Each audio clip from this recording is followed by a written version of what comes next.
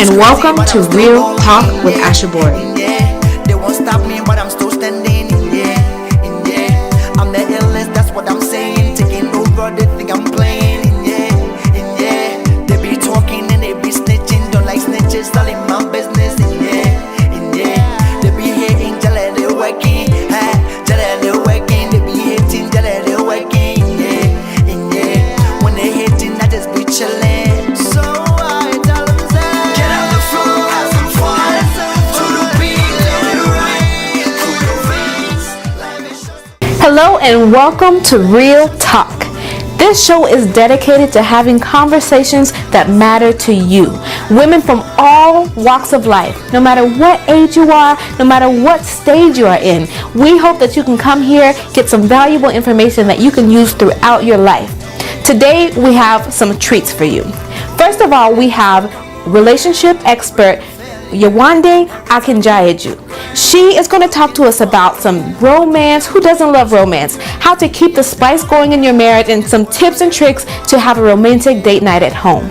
We also have introspection guide, Miss Tracy J. Now, if you've never heard of an introspection guide, that is your motivation to stay tuned, because she's going to walk us through some questions to ask yourself to make sure that you're being at your best in your roles in life, whether that be a businesswoman, a mother, a wife. She has a way of counseling you that helps you to ask yourself the right questions so you can get the answers that you need. So stay tuned. We have some cool things for you today on Real Talk with Ashabori.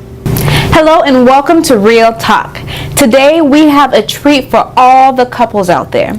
We have with us Miss Yewande Akinjayeju. She is a marriage and relationships expert, and the reason I have her here is because some of the most romantic experiences that my husband and I have had have been at events planned by Yewande and her husband TK.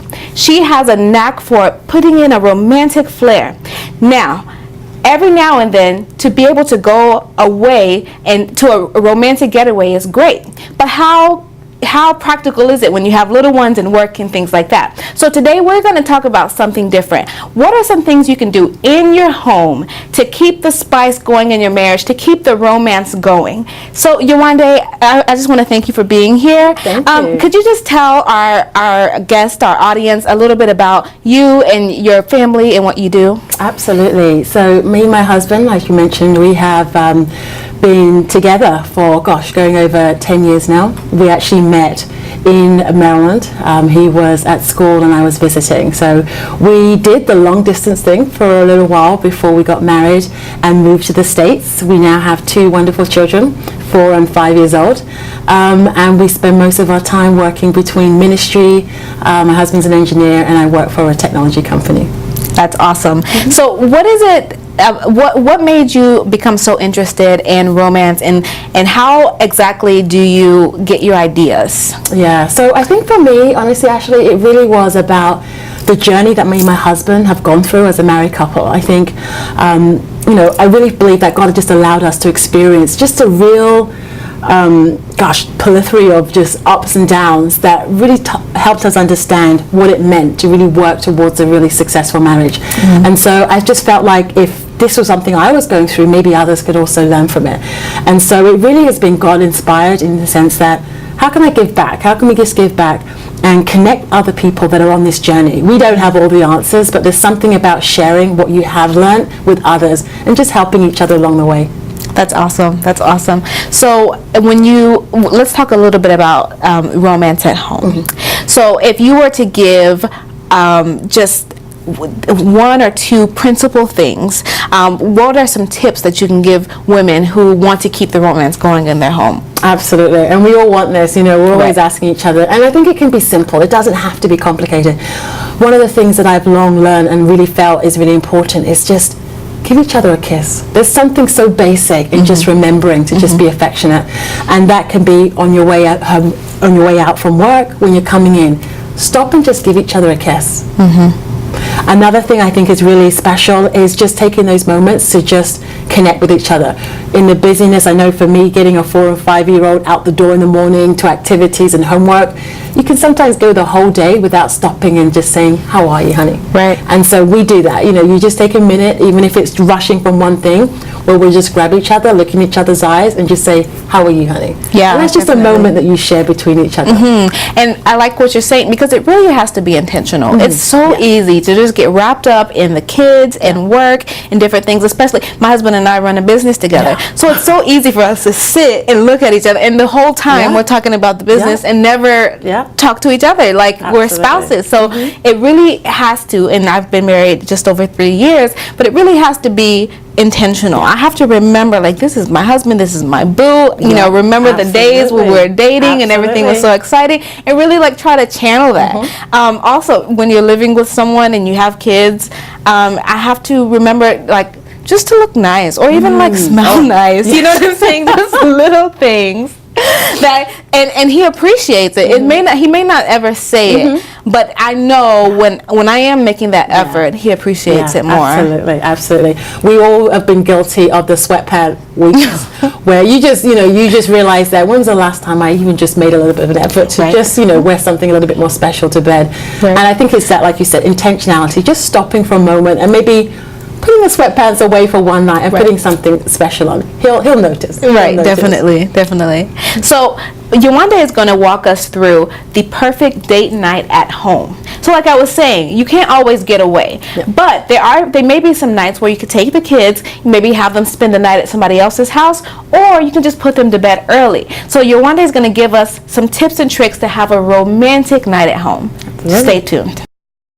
Yewande, walk us through just some key things for having a romantic night at home. Absolutely. So actually, it can be really simple, and that's what I wanted to share with you today.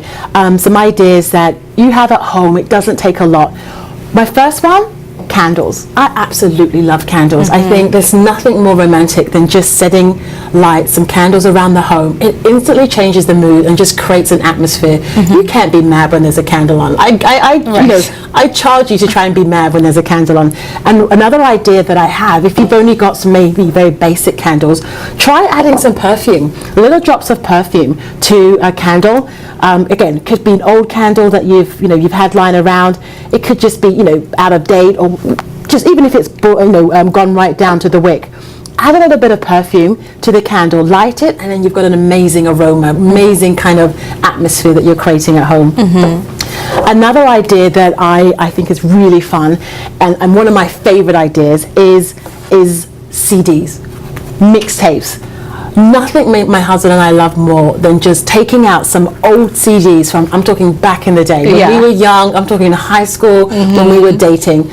There is something almost transportative about listening to music from just whatever your back in the day is. Yeah. And so we will literally sit there and just go through songs after songs, just remembering where we were. Even when you were dating, maybe there's music from the time that you were dating.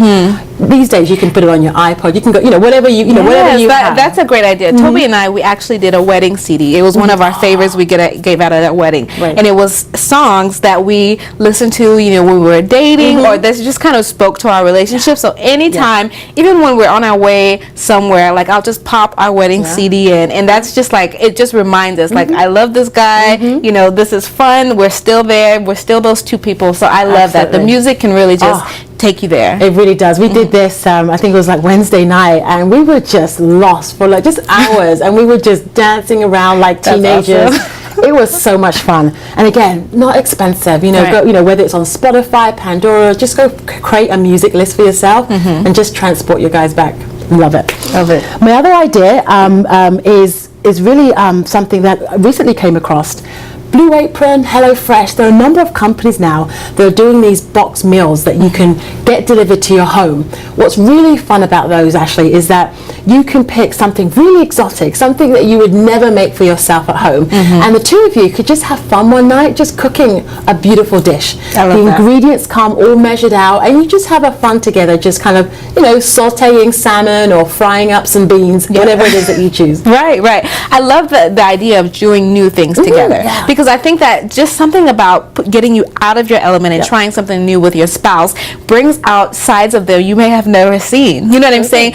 You know, I remember a marriage retreat that we went on together, and just going swimming with my spouse, no kids around to like carry around. It was just the two of us. We had fun like kids, and I didn't even realize my husband cannot swim. And he's like flapping his arms. I mean, really one of the best memories I have of being married. So I love that. Just simple things you can do, just to remind each other that you love each other and that the spice is there. Absolutely. And the great thing about a lot of these things, they're not expensive because there's a lot of coupons. Right. A lot of these companies are promoting themselves, so you can get almost half price off. Groupon do great deals. So one night, we'll order something, you know, order it up, it gets delivered next day, and you have amazing meal for both of you to try. That's awesome. Thank you so much for being You're here, welcome. Yewande. Thank you for having me. No problem. One of the keys to a happy and healthy life is to know how to manage your stress. And let's just face it, you can't eliminate stress altogether out of your life, right? But you can learn how to manage it. My name is Lolita Gorin, and I'm a certified stress management coach and the author of the book Crush Stress While You Work. So if you want to be in control of your life and get the tips and tricks how to manage your stress, please go to Amazon.com and purchase my book, Crush Stress While You Work. If you'd like to hear more from Yewande, you're in luck. Yewande and I are working on a new project called AftoPeppal.com. It's going to be a blog where she's going to be the relationships editor. So go to AftoPeppal.com and you can get more tips and tricks on marriage and relationships from Yewande. So stay tuned. We have some cool things for you today on Real Talk with Asha Bori. Enemies will come around just to bring you failure. Every time you hit the So Tracy, first, could you just tell us a little bit about yourself? So I am a Houston native, which is rare in Houston these days. Most everybody is a transplant.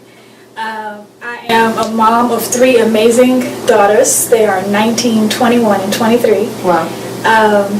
I have a master's degree in strategic communication and leadership, and I am the world's only introspection guide. So, what is that? What is the introspection guide? Tell us. So I help people find their questions.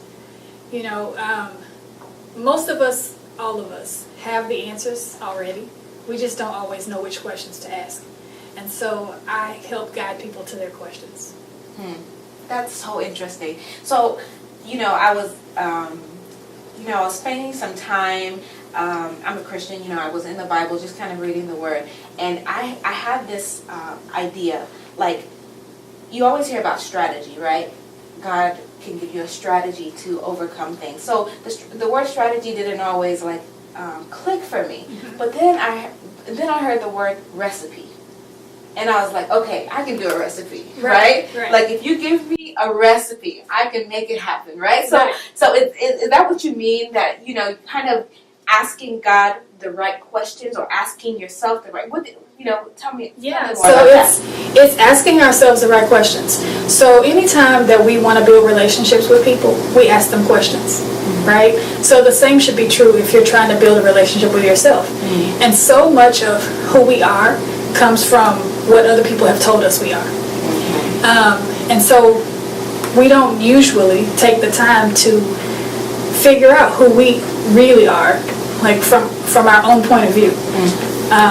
And so one of the ways to be able to do that better is to ask yourself better questions. So what do you say is the benefit of that? So one major benefit is clarity. I find that when we have these deep conversations with ourselves, then we are more clear about who we are and who we present to the world.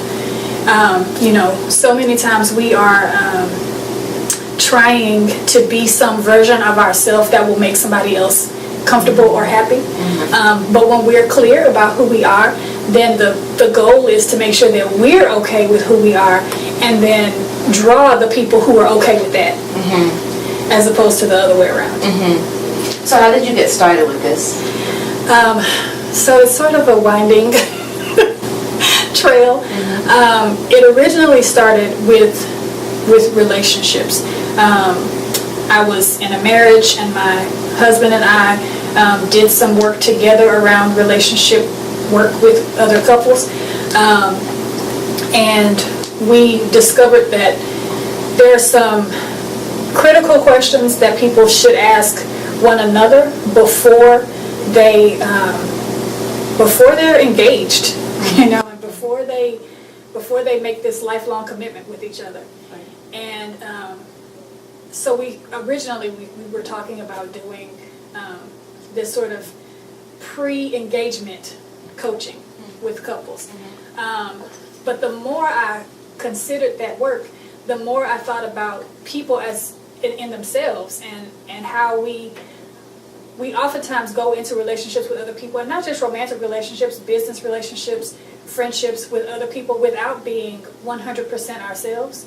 And so then we, one, attract people to us that we don't really mean to attract. And two, then we spend all of our energy trying to complete somebody else rather than being complete within ourselves. So originally this journey inward was about helping people to become more of themselves before they joined forces with some whole other person. Yeah, that's really deep, and that resonates with me, you know, because I am an African who has been in America since I was, 5 years old. So I've always been, in between these two cultures, and I'm not enough of an African to be, part of that, and I'm not enough of an American to be part of that. So I found myself a lot of my life trying to fit in and not really getting to know myself. And it wasn't until I got the courage to show up as myself, to get to know myself and actually show up, this is me, take it or leave it. Right. That is when my life started to make sense. That's when things started clicking for me romantically, in my career. All of that before, I think about all the times that I just drove myself crazy trying to mold, contort myself into all these molds. And then I was like, wait a second. God made me who I am, fearfully and wonderfully. So there's no reason I should be faking, Right. And so I love that. I love that you do that. So do you do it with your daughters? Is that something that you've practiced with them? Not intentionally. So we don't sit on the couch and chat about life and who you are. But I guess that I have just sort of rubbed off on them, because they are their own woman, each of them. They hold no punches about who they are. They show up as themselves. They don't fake or pretend. It's, love me or leave me alone. And I'm so proud of that. And raising daughters, I have a 9-year-old stepdaughter who lives with us, and only now that she's getting older, I'm realizing the incredible responsibility it is to raise a little girl into a young woman, and then one day a woman, and all the little intricacies of doing that. And it really, if I say there's one thing that has stretched me to where I am today, it's probably been that. When I got married, I became an instant mom, and I was 26 years old, and I went from living alone, doing my thing, had my career, whatever, going to school and homework and doctor's appointments and all that within the span of a couple of months. So Right. it was a crazy time, but it showed me that I really need to get to know who I am. And it also showed me that this little girl is watching me, and I could do something that gets something about myself that gets on my nerves, right? Yeah. And then she does it, and I'm like, no, this has to stop. I had to really grow up, and that really took time in prayer, time just talking to myself. And look what you're doing. You're making me so contemplative. So you know what you're doing. That's the goal, right? Is to not just talk to ourselves, because oftentimes when I tell people what I do, they say, "Oh, I talk to myself all the time." But do you stop and listen to yourself too? Because we talk to ourselves all the time, and mostly it's in a critical way. But the concept of introspection is not about being critical. It's just about knowing. It's just about hearing your own voice. And not judging and that not voice. judging that voice. Yeah. And accepting that voice for who it really is. And then deciding, you know, maybe there are things that other people dislike about me, but I really love them. And so owning that, or saying, you know, there's some stuff about myself I really want to address, and fixing it. So I bet it's been just a journey to getting to where you are now. It has been. What would you say is like a pivotal moment that kind of clicked for you, that made you, you know, decide to show up as yourself? Wow. So I think, well, 2 failed marriages might have something to do with that. You know, when you're in a relationship with someone and you think that it's going to be forever, and then you realize it's not, then there are some questions that go with that. You know, and for women especially, we take ownership so much of failures in relationships. Of everything. Of everything. Yeah.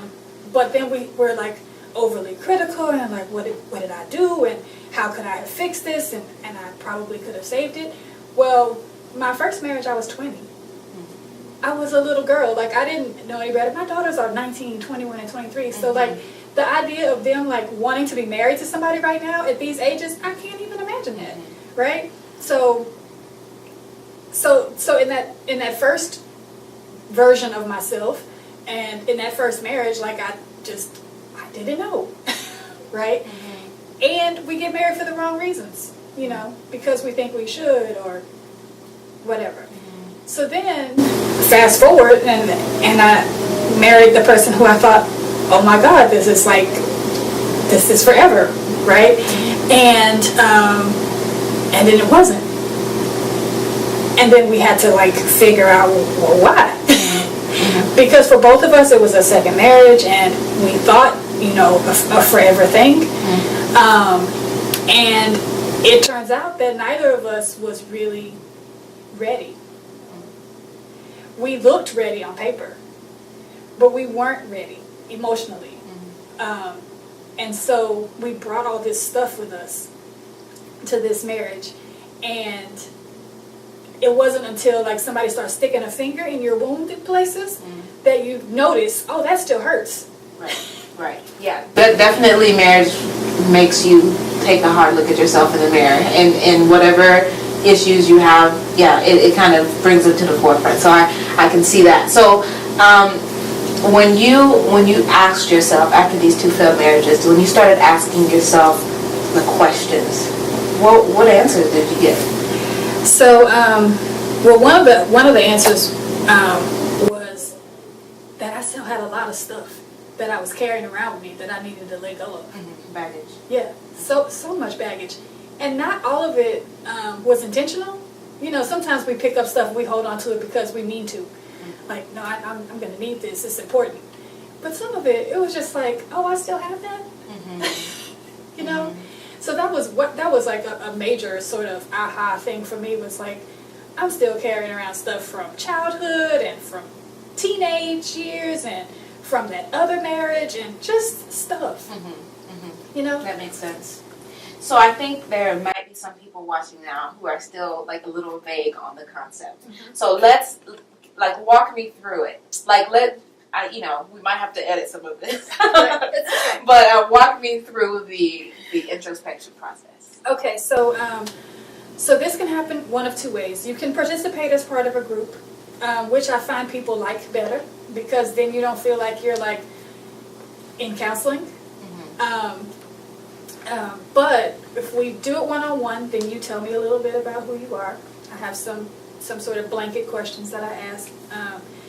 And then I will develop some questions that I think would be good for you to ask yourself based on what you've told me so far.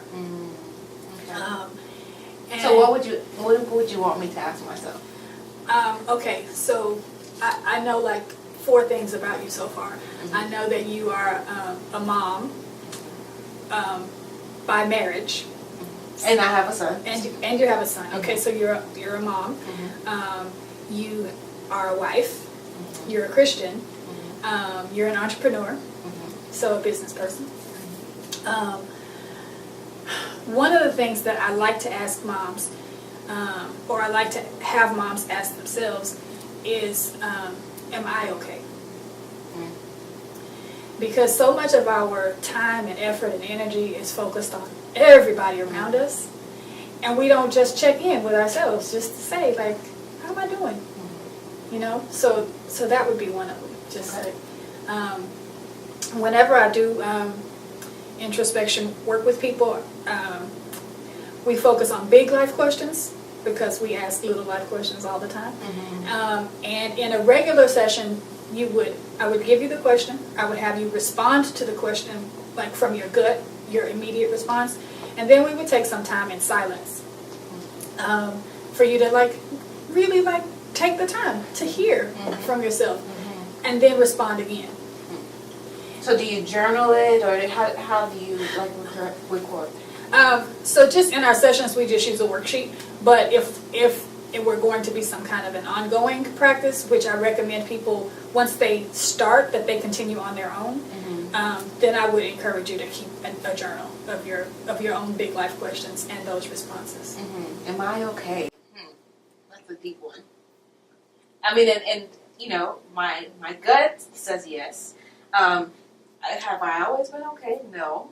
Am I okay every day? No. You know what I'm saying? Right. There are some days where I'm like, I am overstretched, overwhelmed.